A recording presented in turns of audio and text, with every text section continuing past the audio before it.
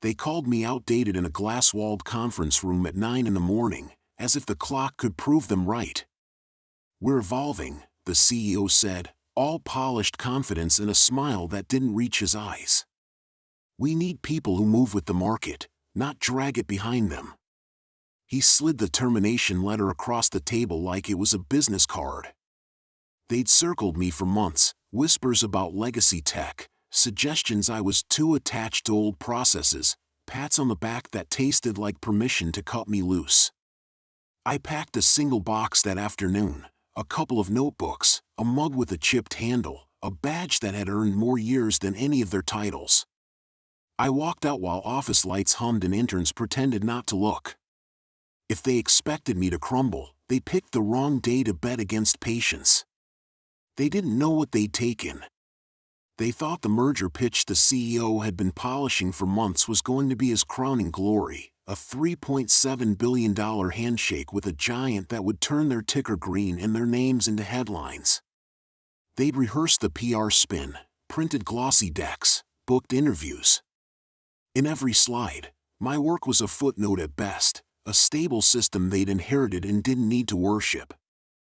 That evening, as the press releases landed and the champagne glasses glinted, I sat on a park bench with my box at my feet and read every clause of the contracts they'd been bragging about.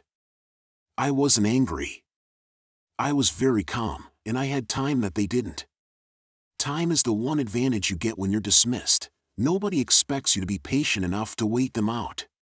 For years I had been the person who kept their rails aligned. Not because I wanted their applause, but because I believed in craft.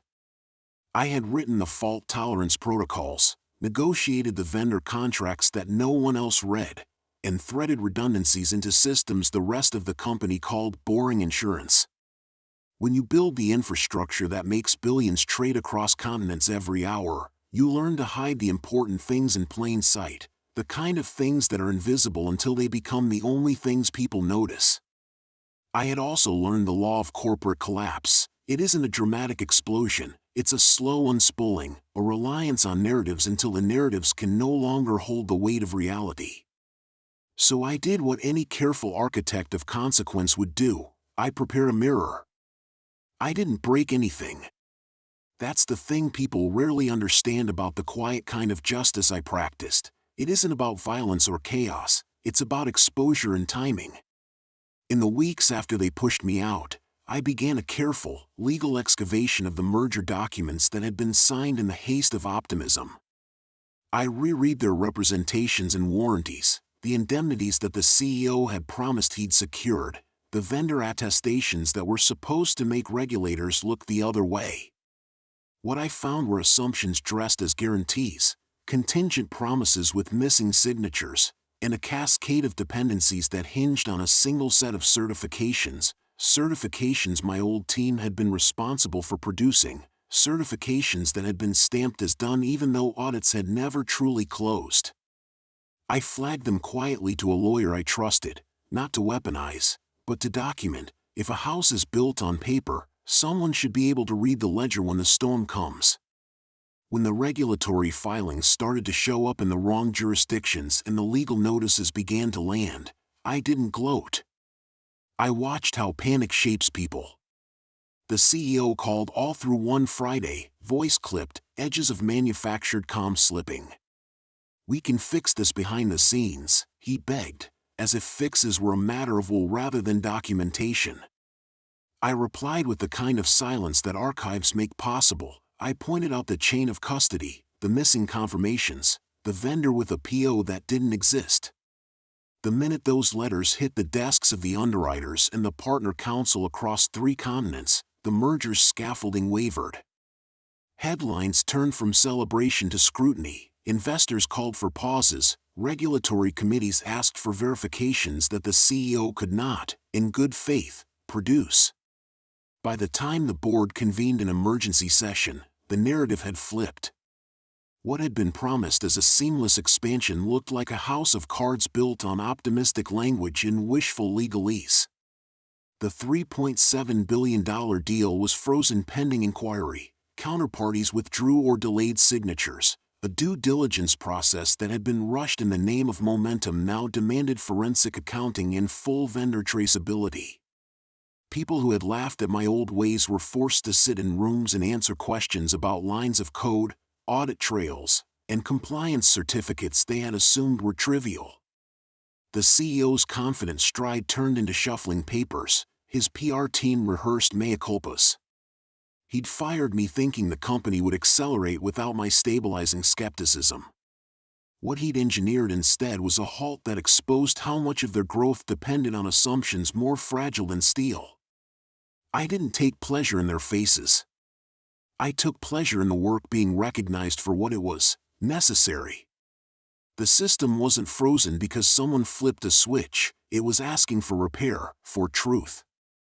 Regulators issued holds, partners asked for proof of provenance, and the media, ever ravenous, dug into the narrative like scavengers finding a carcass in a map. Investors, seeing uncertainty where there had been bravado, bailed. The stock bled value in hours, not months. The CEO, who'd been handed a podium by a board eager for headlines, found himself in a room where words meant nothing without documentation. He'd traded my caution for applause, and the applause had left him exposed. In the end, when the merger imploded under its own pretense, it wasn't just money that vanished. It was reputation, momentum, trust, the fragile scaffolding that corporate empires are made of. The board convened again, this time not to celebrate, but to decide who would answer for decisions made under the intoxication of growth. The CEO tendered resignations and settlement offers in frantic email threads, but papers and platitudes couldn't rebuild what careful process had been designed to protect. They asked where I was, they sent emissaries to find me. I met one in a quiet cafe with a rain-wet window between us. He babbled apologies that were heavy on adjectives but light on accountability. I handed him a small, neat package, a printed timeline, complete with logs, emails, and the forensic findings compiled with legal care. "Read it carefully," I said. "You'll learn what you missed." There are easier ways to ruin a man's week than to watch his ambitions quietly unravel, but I never sought to ruin him entirely. I sought correction. After the merger collapse, the company restructured its board, cleaned its compliance stack, and rebuilt processes the way a ship is refitted after it nearly foundered. They invited me back to consult, not because they suddenly remembered the value of humility, but because the work I'd done was necessary to reassure partners and regulators. I declined the offer to return as an employee. Instead, I forged something steadier, a consultancy, a set of standards, a quiet practice that taught companies how to build without shortcuts. The CEO's name faded from press sheets. He found lesser roles in quieter stages. The company survived, but it bore the scar of its haste, which is a better teacher than applause ever is. If there is a lesson here, it isn't about cunning or the pleasure of seeing someone fall. It's about the sanctity of craft. We live in a culture that prizes speed and headlines over verification, but systems that move the world need people who read the small print, who insist a signature means what it says, who quietly keep ledgers straight when others dream in projections. They called me outdated because I valued the slow work, the audits, the checks, the redundancies. After they fired me, the world did them the mercy of giving them the time to correct themselves. I walked away with my dignity, a new company that pays attention, and the peace of knowing that the work that keeps billions moving will always outlast the bravado of those who mistake momentum for mastery. Months later, when the chaos had cooled into headlines buried beneath newer scandals, I found myself standing outside the building I'd once entered every morning with a badge and a cup of black coffee. It looked smaller than I remembered. The gleaming glass panels reflected the evening light like they were trying to hide the cracks inside. A new logo had been fastened above the doors, a rebranding effort to wash away the shame of the merger that never was. But beneath the shine, the same nervous energy pulsed, a company terrified of being remembered for its mistakes. I almost pitied them. Almost. They never knew how close they'd come to losing everything. When the merger collapsed, the regulators didn't just pause, they investigated. They found layers of negligence, blind optimism disguised as innovation. The CEO had signed documents he didn't understand, pushed deadlines that ignored compliance, and silenced anyone who questioned him. He wasn't evil, just arrogant. And arrogance, when scaled by billions, becomes a kind of blindness. He'd called me outdated because I insisted on grounding everything in verifiable truth. Ironically, that same outdated philosophy was what saved the company from total liquidation. They were too proud to admit it, but every fix they implemented after the collapse followed the same framework I'd designed years ago. I heard through whispers that the CEO had been forced to resign under the guise of personal reasons. He disappeared from the industry altogether, last seen trying to start a boutique advisory firm that no one took seriously. He had burned too many bridges on his climb to the top, and the flames eventually turned back on him. People like him always believe the world owes them a second chance, but the world doesn't care about second chances, it only remembers results. One day, I got a letter, an actual paper letter, written in shaky penmanship. It was from one of my former colleagues, a junior analyst who had stayed behind after my dismissal. She told me how the culture had changed, how the board had started emphasizing process transparency and respect for legacy systems. She thanked me for what she called the silent correction. I smiled when I read that phrase. The silent correction, it was the most accurate description of what I'd done. No explosions, no sabotage, no spectacle. Just a quiet rearrangement of truth until the lies folded in on themselves. I built my new company around that idea, integrity as structure. We didn't chase clients, they came to us after watching giants fall under their own weight. I trained teams to see risk where others saw speed, to design processes that could outlast ego. It wasn't glamorous work, but it was solid. The kind that sleeps well at night.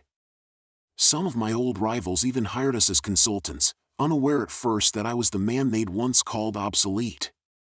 I never rubbed it in. Real power doesn't announce itself. It just endures. And yet, sometimes late at night, I think about that boardroom, the way the CEO smiled when he said I was outdated.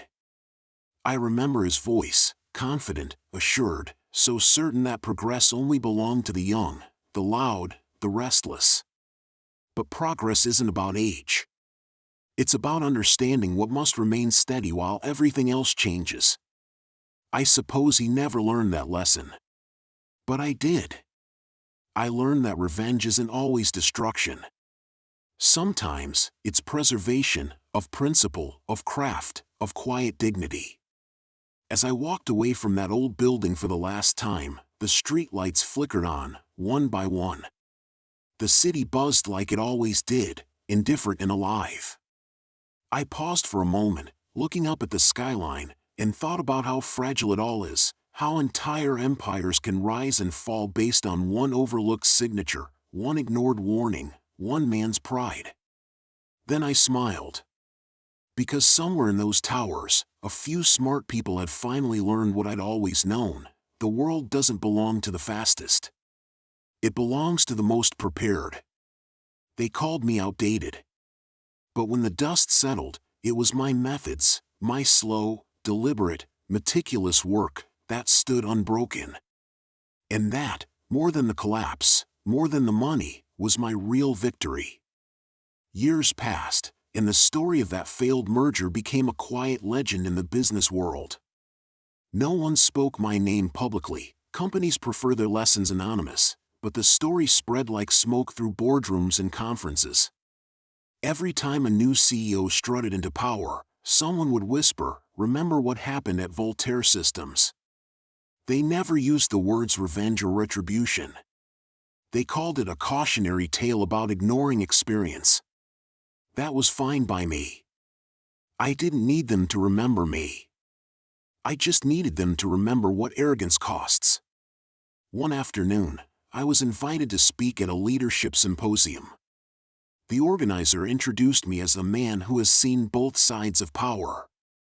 It made me smile. I took the stage, not in a suit, but in a simple gray jacket, the kind that made me look more like a craftsman than a businessman. I spoke about how companies worship disruption but forget discipline. How data means nothing if the people interpreting it lack patience. How innovation without verification is just chaos in a nicer font. The audience, mostly young executives with restless eyes, listened like they were hearing an uncomfortable truth they'd been avoiding. When I told them that the smartest thing I ever did was slow down, a few of them actually took notes. Maybe they'd learned before it cost them billions. After the talk, a young man approached me. He looked nervous, said he'd just been promoted to lead a systems integration project for a merger, ironically, the same kind that had once destroyed my old company.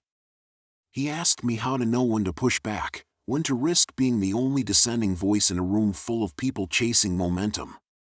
I told him what no management book would ever say: if you're the only one asking what's the worst that can happen, then you're the only one doing your job. He nodded, eyes wide, and thanked me like I'd handed him a shield. Maybe I had. I still keep my old badge in a drawer. Not out of nostalgia, but as a reminder that dignity doesn't expire when someone tells you you're obsolete. The badge has faded, the letters worn smooth from years of use. But every time I see it, I remember the morning I walked out with that box in my hands, and how light it felt. Because in that box, I carried nothing they could own, just notebooks filled with ideas, principles, and systems built to outlast pride. Every once in a while, a journalist will reach out, trying to get me to finally tell my side of what happened at Voltaire. I always decline. Not out of secrecy, but out of choice. Stories like that lose their power when you turn them into gossip. Let them keep guessing whether I meant to bring the merger down or whether it collapsed on its own. Let them argue about who was right. The truth doesn't need to shout, it only needs to be right once. Now, when I walk into my own office, a modest space, with real wood desks and the hum of quiet efficiency, I see younger engineers working late, just as I once did. They're precise, disciplined, and careful. They laugh sometimes, but they respect the silence that good work demands. And in that silence, I hear something that feels like justice.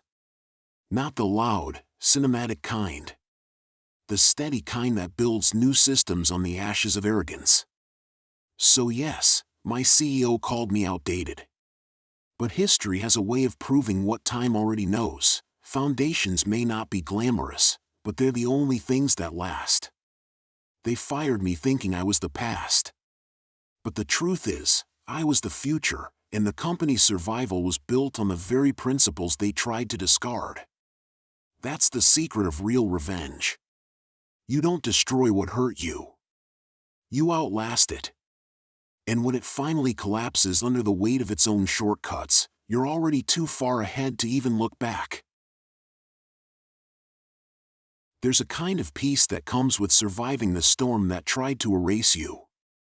It's not loud or triumphant, it's quiet, like the hum of a server room after midnight. I found that peace not in money or recognition, but in watching time do what time always does, reveal what's built to last, and what was only built to impress. Every empire made of ego eventually cracks. Every man who mistakes confidence for competence eventually meets the limits of his own noise. And when that happens, the quiet people, the careful ones, the so-called outdated ones, are still standing, watching the dust settle. Years later, Voltaire Systems' name reappeared in the news. Not for another merger, not for a scandal, but for an acquisition by a global infrastructure firm. The article mentioned, almost as an afterthought, that the acquisition was made possible because the company's foundational systems remained resilient despite leadership transitions. Foundational systems. Those were my systems. My work, stripped of credit but not of permanence, had become the reason the company survived long enough to be reborn. I smiled when I read that line. It meant the architecture I designed, once dismissed as old-fashioned, had outlasted the very people who mocked it. That evening, I visited the pier near my home. The sky was the color of burnt silver, the air thick with salt and memory. I stood there for a long time, watching the tide move in slow, patient rhythm. It reminded me of everything I'd learned about revenge, not as destruction, but as balance. The world always tilts back toward truth. It may take years, but it always finds equilibrium. And the people who build with integrity are the ones it eventually honors, even if it forgets their names. I thought about sending a message to the CEO, the one who'd called me outdated before his empire folded. Maybe something simple, like no hard feelings. But I didn't. He didn't need to hear from me. Men like him always find a way to convince themselves they were victims of circumstance, not authors of their own downfall. Besides, silence was the better ending. Silence is what you earn when you've already won. Instead, I walked back home and sat in my study, where the lights were soft and the desk was clean. On one corner sat an old, leather notebook, the same one I'd taken from my desk the day they fired me.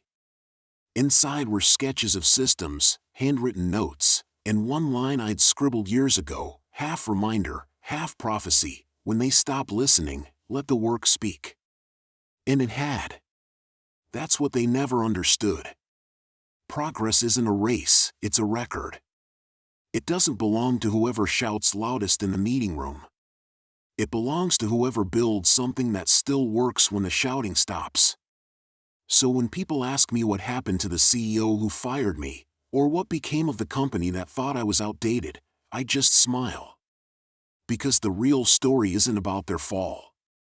It's about my peace. I didn't just survive them, I transcended them. And in the quiet that followed their noise, the world finally caught up to the truth I'd known all along: the future doesn't belong to the reckless. It belongs to the relentless.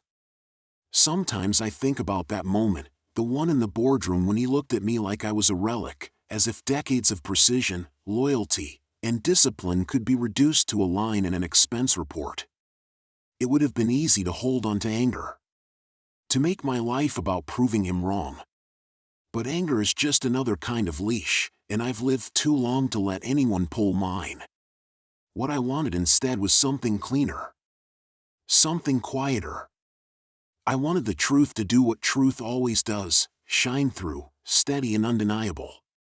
And it did. A few years later, I was attending a private industry summit in Zurich, the kind of event where companies send their most polished executives to sip expensive coffee and talk about synergy. A panel was underway about sustainable leadership, and the moderator mentioned a case study. A tech merger, she said, that collapsed because the CEO dismissed the legacy knowledge that built his company's foundation. The audience chuckled knowingly. I didn't need her to say the name. I already knew the story they were referencing. I'd lived it. Afterward, a few attendees approached me. They'd heard I was the man behind the systems at Voltaire, the one who'd quietly prevented something catastrophic. One of them asked if I ever regretted leaving, even after what happened. I told her the truth: I didn't leave. They left the truth behind, and I just refused to follow. She smiled like she'd heard something worth keeping.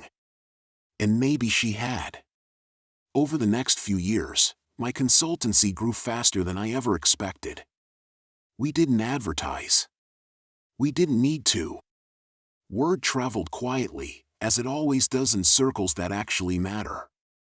Companies that had once ignored the warnings about overconfidence now called us first. They wanted resilience, not just growth. They wanted to know how to make systems that outlast their own leadership. And every time I walked a new CEO through a blueprint of process, every time I saw them nod in reluctant respect, I felt something rare: closure that didn't need applause. One evening, I received an email from a name I hadn't seen in years.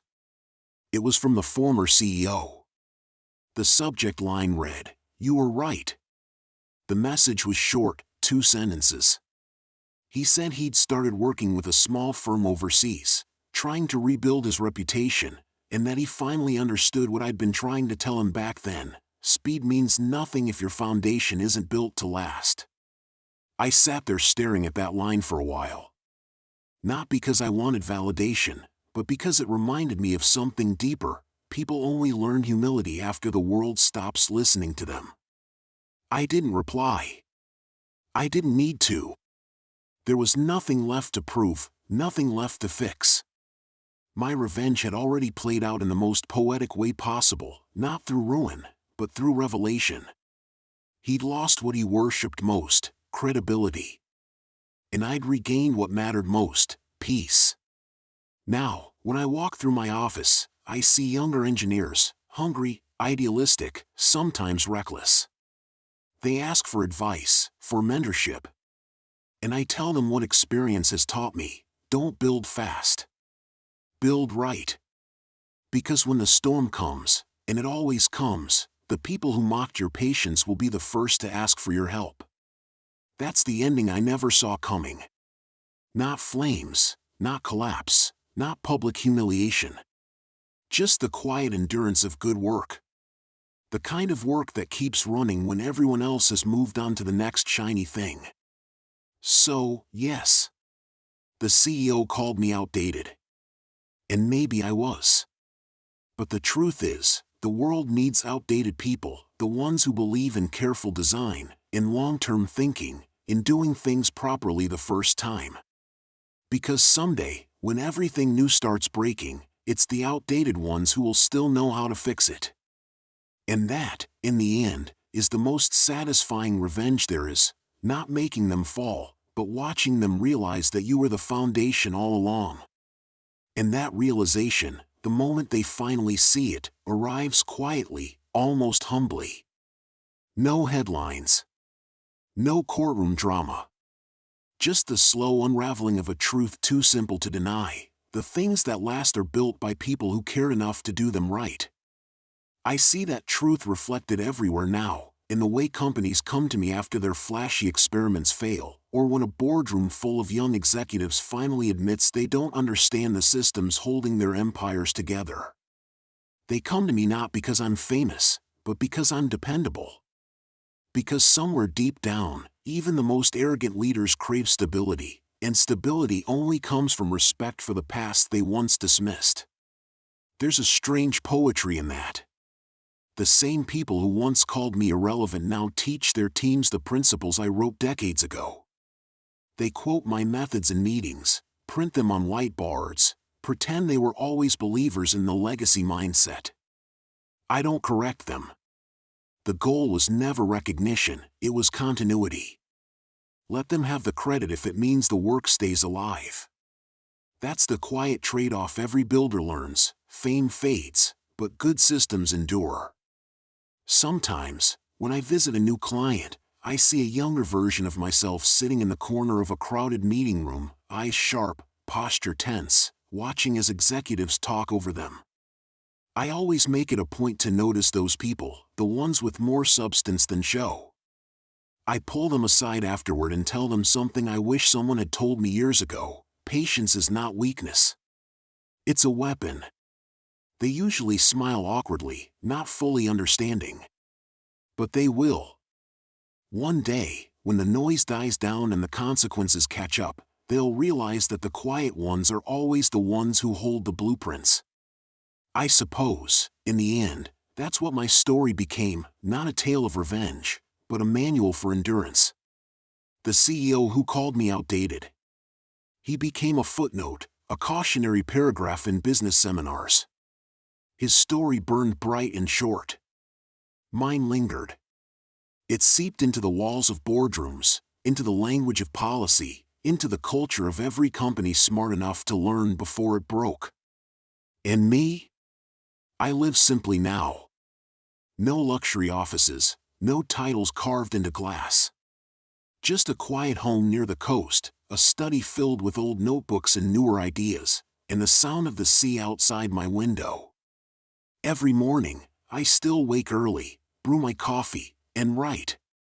Not code anymore: principles, philosophies, frameworks for the next generation of builders who might forget that speed without structure is just chaos with branding. There are moments when I sit by the window and think about that day, about the look on his face when he called me outdated, the smug certainty of someone convinced they've outgrown wisdom. It used to sting. Now it makes me smile. Because time, like truth, doesn't need to argue. It just waits. And when it finally speaks, it says what I've always known: the future belongs not to those who move fast, but to those who build things that never need to be rebuilt. Years later, I received an invitation, formal, embossed, and worded like an apology dressed as a business proposal. It was from the same corporation, now under a new CEO, asking me to consult on a major system failure. The irony was poetic. Their entire digital infrastructure had collapsed under the weight of the same shortcuts I once warned them about. Outdated, they had called me. Now they were begging for what they called legacy stabilization. I almost declined. Almost. But something in me, curiosity, maybe closure, wanted to see the ruins they had built from my abandoned blueprints. When I walked through the building, it felt like a museum of arrogance. The walls were lined with motivational slogans, the kind that sound profound until you realize they mean nothing. The people moved fast, yes, but aimlessly, like ants rebuilding after rain. The younger engineers whispered my name like a myth, unsure if I was even real. The executives avoided eye contact, afraid of what my presence implied, that their empire had been held together by the very man they had cast aside. I didn't gloat. I didn't have to. The system itself spoke for me. Whole networks of their financial data were tangled, dependencies looping endlessly, processes contradicting each other. It was like watching a body fight its own immune system. "How did this happen?" one of them asked, voice trembling slightly. I pointed to a terminal showing an old code header, my name still in the metadata, time-stamped a decade ago. "This part worked," I said quietly. "Everything you built after it didn't." The silence that followed wasn't just professional, it was existential. They understood then that progress without foundation isn't evolution. It's erosion. I agreed to fix it, but on one condition: complete autonomy. No boards, no middle managers, no committees to approve every move. They were desperate enough to agree. So, I worked, not for revenge, not even for redemption, but for balance.